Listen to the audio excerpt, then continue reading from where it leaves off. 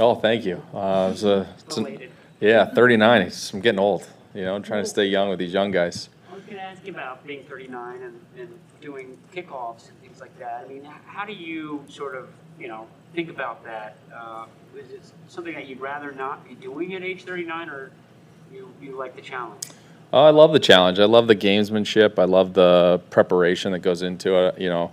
There's things that I usually do, even though I'm not doing it full time, that I think helps me just stay.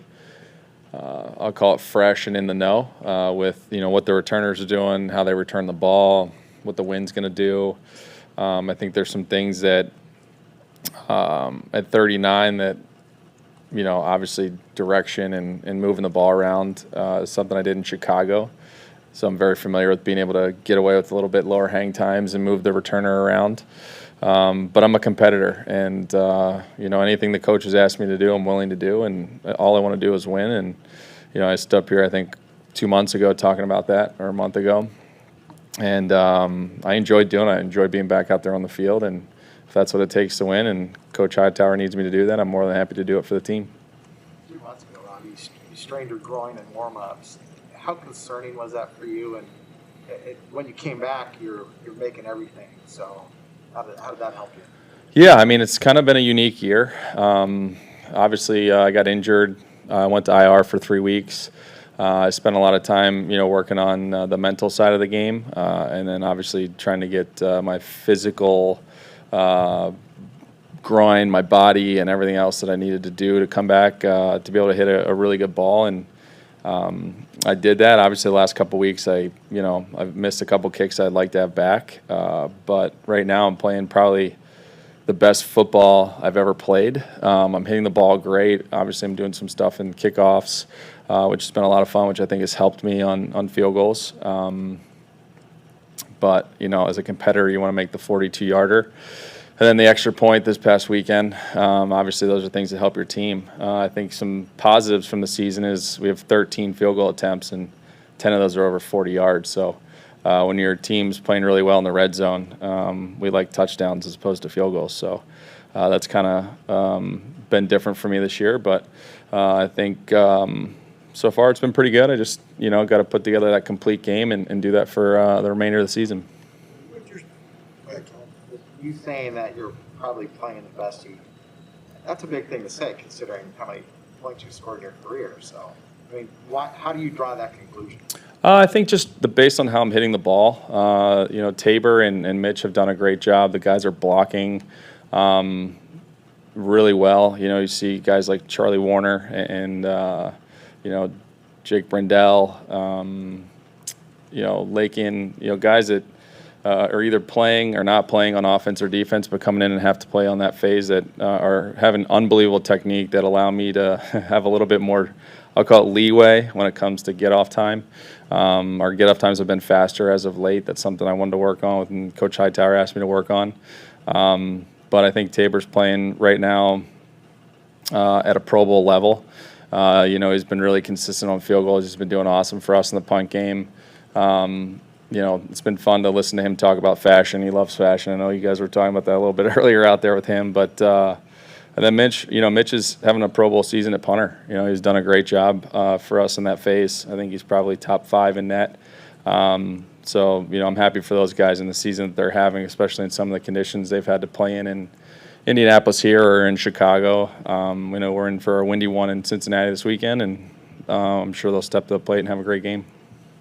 Sense of how the group, just at special teams meetings this week, has responded to last week? Yeah, being the older statesman now, obviously in the room, it's been fun to watch the guys respond. I think we've had one of our best weeks of coaching. I think we've had our one of our best weeks as players. Obviously we haven't played up to the standard that we want to the last 2 weeks, and it takes everybody. It's not on just one person. I'm sure, knowing Coach Hightower, what he told us in the meetings is he came up here and took the blame for probably all of it, which is respectable, but it doesn't all fall on his shoulders. Obviously he's not out there kicking extra points for me. So, those are things that I have to step up and do as part of my job to help him. But I think, the group's ready to respond. Their attention to detail this week has been awesome. Listening to them talk about their matchups. go through the game plan, knowing just the minor details of some of the things that we installed this week. I think Coach Harper and August and Hightower have a really good game plan going into this week, and I'm excited to watch the guys respond because I think this is a group that's well coached. Coach Simmons has been there for 19 years, so he's been in the same place. He's, obviously they have a great coach. They play really hard. They play through the whistle. They do a great job of playing with a really good low base, and that'll be a great matchup for us. But I think our speed and some of the things that we've put in this week will definitely help us play pretty well. Get off. Is that all dependent on Tabor, and how is he in terms of velocity among long snappers you've worked with? Yeah, my brother and I talk about this every week. I talk to my brother, who coaches for the Broncos. So, obviously he watches my film. I watch his games. We talk about it's not necessarily about the velocity by which you throw the football at. I think there's a big misnomer that, the harder you throw it, the faster the time is. Well, the faster you throw it, the harder it is probably to catch it. So, Tabor's done a great job of being able to put laces predominantly at 12 o'clock, but more between 10 and 2. But I think he's done a great job with his locations. Mitch has done a great job of obviously grabbing the ball, putting it down on the spots, and getting the correct leans. But I think a lot of it is just making sure that the ball is catchable and giving the holder the least amount of movement as possible. And you can definitely see his growth, from last year to this year.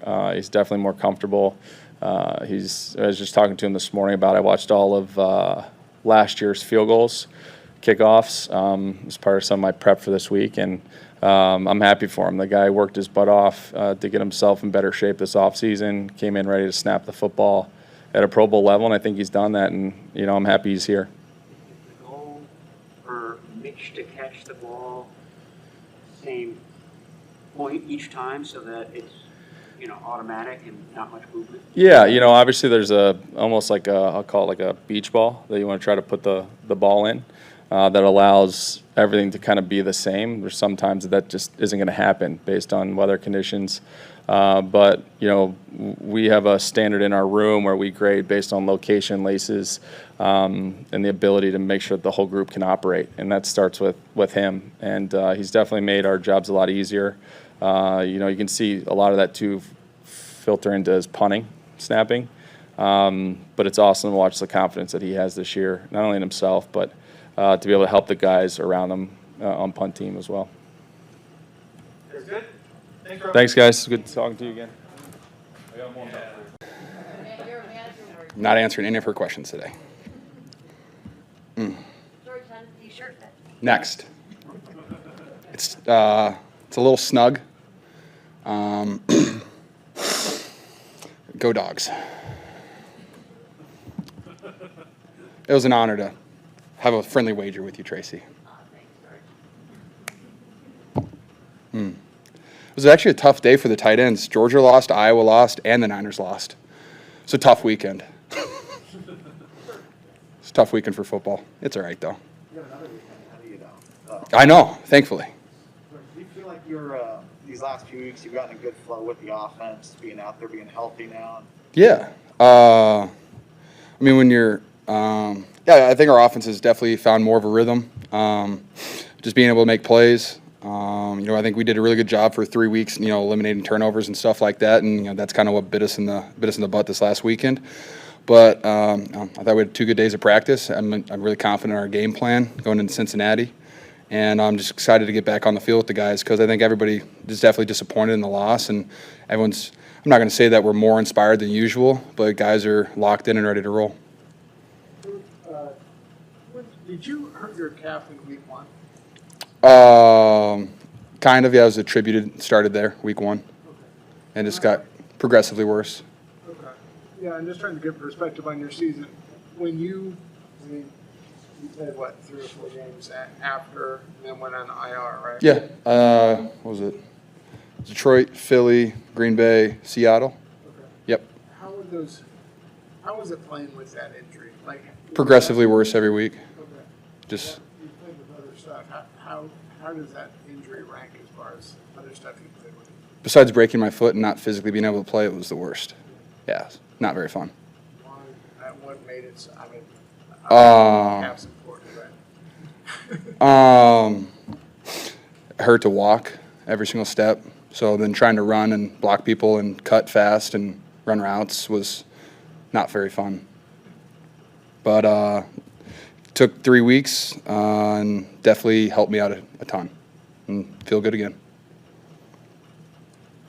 How often do you guys in a meeting or even when you're just watching film by yourself, do you see Trent Williams do something that makes you just say, wow, I can't believe he's doing it? I mean, every time he's on the football field. Trent's one of one, regardless. I mean, on the football field, off the football field, everything he does, there's no one else that can do what he does and then play at the level that he does. He's an incredible, monster. That's kind of what I want to say.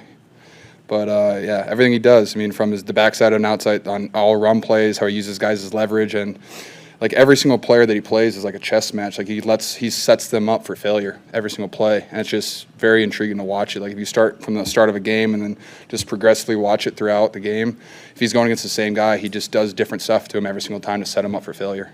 It's pretty impressive. When Kyle shows you guys clips of games or wins, whatever, when he does something in particular, what kind of reaction does that draw from the crowd? Honestly, less than it probably should. I think we're all just kind of used to it at this point. But yeah, it's just you'll see Trent. I don't know, one that stood out to me. We were playing Jacksonville. It was like it was our first drive after halftime, and he went up to a safety and let him undercut him, threw him back, and then he turned around and smoked him. And I was just like, wow, well, that'd be nice to be able to do that every single play, Trent. And then he just shoulders him, sees him go down, he just kind of walks to the huddle. I'm like, it's just so easy for you, dude. It's awesome. Crazy how big he is and how fast and agile he is as well. I literally think me and Trent have the same lower body, and then he just weighs 50 to 60 more pounds than I do. He moves I feel like we move very similarly, but he can just bench press a house. Everything he doesn't have to really do anything. He'll go into the weight room and he'll just put 400 plus pounds on the bench press bar and rep it for 5 reps, and then he'll just I'm good today. I'm like, wow, that's cool. I'm going to do my warm-up set of 185, 225. I'm just going to try to build up, and geez Louise. Yeah, no, but he everything he does is just one of one. It's incredible. I know the red zone play in Jacksonville didn't work out for him, but are you at least given that a little curious to see what it would look with him with the ball in the open field? In the open field, I don't know. Trent, he really wants that ball, but running, I know he's going to get winded. I know that he will, but you give him that shot, he'll take it. I bet you he'd do a really good job. I bet you he's a yak monster, but he's definitely a red zone guy. I know that we're going to get him a touchdown at some point. So just, I'm looking forward to it. Even if it needs to be a tight end reverse pass or something like that, I'll throw it. Your second touchdown, the tightrope act Mm-hmm. down the sideline. When you went back and looked at it on film and saw your footwork, did you get extra satisfaction on all that work you did in the off season with the balance beams and things like that? Did that come into play on that? I think so. I spent 30 minutes plus to an hour on balance beams the entire off season, 5 days a week. Balance or just my foot, ankle, calf strength, just trying to work on that. And I think it really helped. I really do. It kind of it all slowed down a little bit, and I was I was running. I was I can stay in on this. And it was just fun. I was literally laughing to myself running on the sideline. Juwan Jennings seems to become a little bit more part of the offense in the blocking game, in the pass game, et cetera, et cetera. But what have you seen from him that's helped him make these strides this season? His mindset, 100%. I think some people compare him to KB, and there are similarities there. His love for the game, you can just kind of feel his energy out there. But, I think he's a hybrid of Jeff Wilson and KB. He's just right there in the middle, and, when he's on the football field, he flips a switch, and it's he's going to win or he's going to fight you trying. And I love that about him because he definitely brings this physicality that you can watch at any game that he's played in this year, that he just goes after DBs, linebackers. He does not care who you are, but he's going to go after you, and he's just going to piss you off until you kind of bring it back at him. And Juwan he's real. He doesn't fake it at all, and not everybody has that mindset on a football field. So when you have a guy like that that's just an aggressive bulldog, some guys don't like it and they back down or they do stupid things, get stupid penalties. But Juwan's mindset has allowed him to make those plays, and when you can make blocks like that consistently, I think he had multiple really, really good blocks every single game he's played in. You can't take him off the field. when guys make plays like that, like coaches can't take you off the field no matter what. And so he's getting those reps, and then the more reps you get, the better you get. Surprising that he got in the little scuffle. No, I love that. No, I absolutely love that. I was looking up, Jimmy stepped on my Achilles, and all of a sudden I'm like, ow, thanks, Jim. Way to be an athlete. And I look up, and Juwan's getting his helmet pulled off by a guy, and I was like, this is going to be interesting. And it was definitely interesting, and Juwan kept us cool and got a guy kicked out of the game and definitely made our game a lot easier. It seemed like he was abused by the whole thing. 100%, definitely. Like I said, like he knows what he's doing out there. He doesn't, like you kind of talk about like football players, you go to that dark space, like you kind of black out a little bit and you're just in the zone. He's got enough where he can just pull back, just enough where he doesn't have to do anything stupid, but he still is in that dark place. You and DJ Jones are the last members of the 2007 Oh, yeah, baby. draft class. I know. I just confirmed that. We know. Myself by asking, but when you think of him as a rookie, and I'm sure it's like most NFL players, but where has he improved the most? Because now it seems to he's in the midst of what seems to be his best season. I got a couple things for you. One, DJ Jones was the first Niner that I met. We were on the same flight coming to rookie minicamp, so that was fun. He sat like 2 seats in front of me, so that was fun. I was like, damn, that's a big-ass dude. Excuse my language, sorry. But just, I've known him, he was the first guy I met besides, like I knew Trent Taylor and CJ, but like he was the first guy I met, being able to talk to him then. And another cool thing is he got the strip this past week, and the next play was a touchdown, so I had to thank him for that one too, that class of 2017, just helping each other out. And where he's improved, DJ's always been a beast. He really has been. He's had some really unlucky injuries in like training camp and stuff, like completely out of his control, guys landing on him and stuff that definitely inhibit. But when he's out there, he is so strong. Like there's not a lot of people that I feel like when they put their hands on me and I'm like, I'm screwed.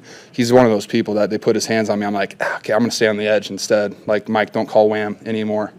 But he's explosive. He's so fast, and he's just like he's so strong. He's just a bull in there, but he's agile enough to make those quick plays and those quick decisions.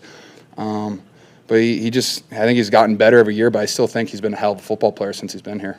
Thanks, George. Thanks, guys. The 49ers put together when you found out you were nominated again. Just what does it mean to be recognized for all the work that you're doing? It's huge. It's brings up a lot of emotions, and definitely feels good to be recognized. For when you think about doing work in the community, you don't think about recognition and the rewards of it. But a moment like that, to be able to share that with my family and be honored for the work that I'm doing and my family is doing that I can't do without everyone else is a huge honor and very humbling for me. You said that you're an inspiration to the rest of the team with the work that you do. Is that something you relish? Do you like to talk to the guys and help them with projects they're working on? That's great to hear. I try to lead, and do everything I can to, use my platform, my resources to benefit others. And, it's good to hear that, my peers and my teammates are recognizing it, and, that's inspiring them to do their own work too. So, which is great, because we all have different things we offer to society, and, my experiences and my viewpoint and how I want to give back is completely different from the next person's. And if we all collectively do that in our own way, we could, make society and better and make, our world a special place. So.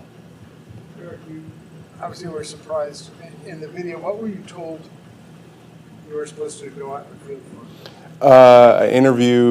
A sit-down interview with talking about just talk about my nonprofit, just a sit-down interview. I think obviously didn't know that was going to happen, so I just thought I had an interview. I never really prepare for my interviews like that. I just kind of go wing it. So I was kind of walking out, going over what I was going to say in the interview, or thinking about what they were going to ask me. So that's kind of what happened there. You've always been an advocate for underserved children since you started your organization. Becoming a father made it even more important to you, more meaningful to you? Yeah, 100%, because I have my own little one to think about, and it makes it closer to even closer to home for me when I see my daughter every day, and it gives me a different perspective. Like I've been talking about, especially having a daughter and thinking about how I can help shape society and give her more opportunities and benefit her and more equity against men and women, and build a better future for her. So those are things I've been thinking about and I've been actively doing and working with some companies. I'm an advisor to a company called Syndio, and they create software to bring equity to pay equity, and they look at different demographics, and they work with companies, and they go on all the different variables of, are we paying people fairly, whether that's gender, race, age, where we come from. So when I'm working with them, I'm thinking about my daughter and her future, and do I want her to be paid fairly when it's her time to enter the workforce. So I've been doing more things like that, which has been really cool. You've been in the league for a while now. Was there a player in the past who kind of showed you the importance of all this? Yeah, I've definitely been inspired, by players. I've been inspired by other people.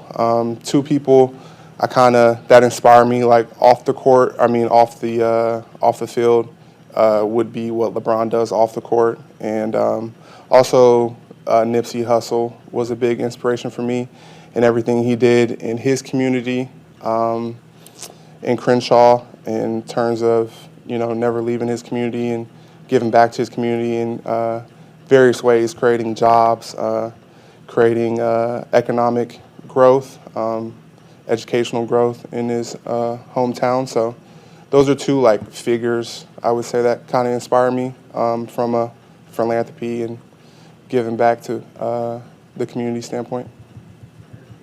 In terms of on the field, you've played in every single game since 2018. That Don't jinx me, man. I'm not jinxing. But after the 2 years before, how concerned were you about just your durability, and how much pride do you take in your ability to be there game in, game out now, and to fill in where they most need you? Yeah, I do take pride in that.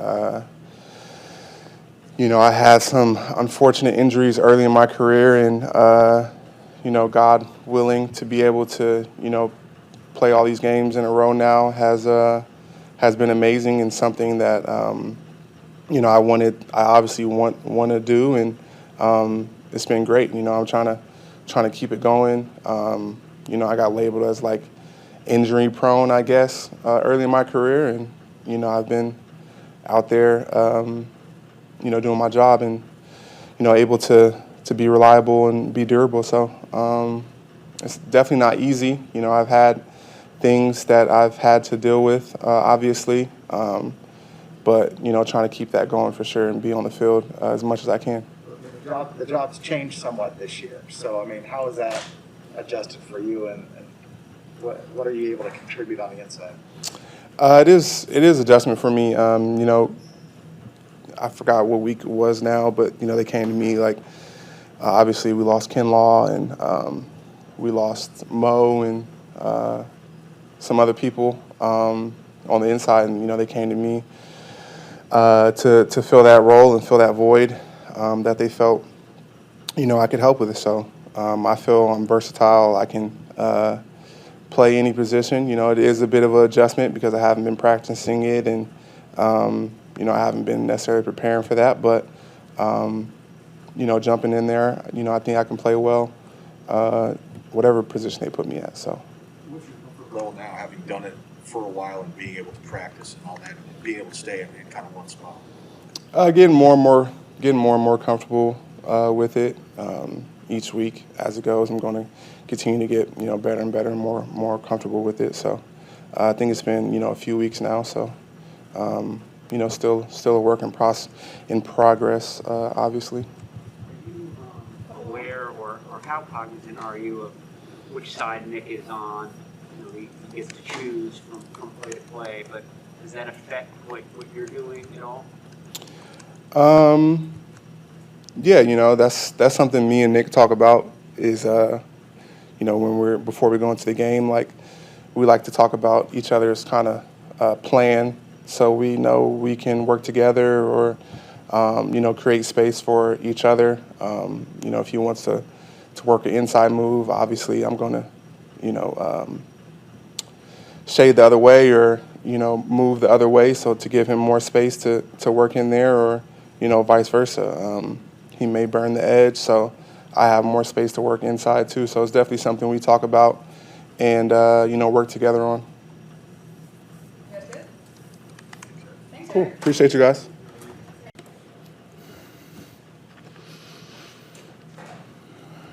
Going against Joe this week, is it add a little extra oomph for you? Yeah, it does. Yeah, he's a good friend of mine, and I definitely want to hit him a few times. Is it true, usually defensive guys hang out together, offensive guys hang out together? He's an offensive guy that seemed to mostly hang out with defensive guys at Ohio State. Was that odd there, or was there a lot of kind of back and forth? We're all teammates, so we kind of get along. I think just him he was a year older, and we were all in the same dorms. So, me and my roommate became good friends with their group, like Joe, Sam, Hubbard, who's also on the team. A few other guys, Justin Hilliard, who was here, like that was all our group, and we just spent a lot of time together that second year and became friends. And then he left him, and I got drafted. We both had success, and that kind of brings you together too as friends when you're both on the same path, similar path. So yeah. I heard Joe was very good at video games. Was there one game that you guys played more than others? We've been playing PUBG recently. A couple nights ago, we played a little. It wasn't very good, but we got killed a lot. But yeah, it's like a battle royale game. And then we play Rocket League, which is another weird game that we liked. He's good at Rocket League. I played it all of college, and he hadn't played it really in college. And then he started playing it recently, and whatever he decides to do, he's usually pretty obsessed and good at it. So he's pretty darn good now. Playing this week online.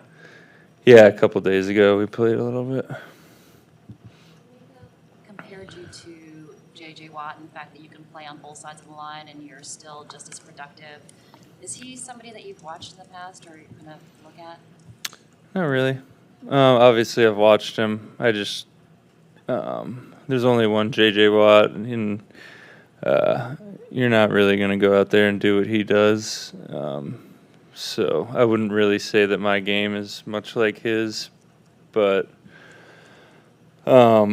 he's obviously one of the best ever. So You would play on both sides, similar to what he does. yeah. He would always move around, go towards the matchup, and yeah, that's just smart football.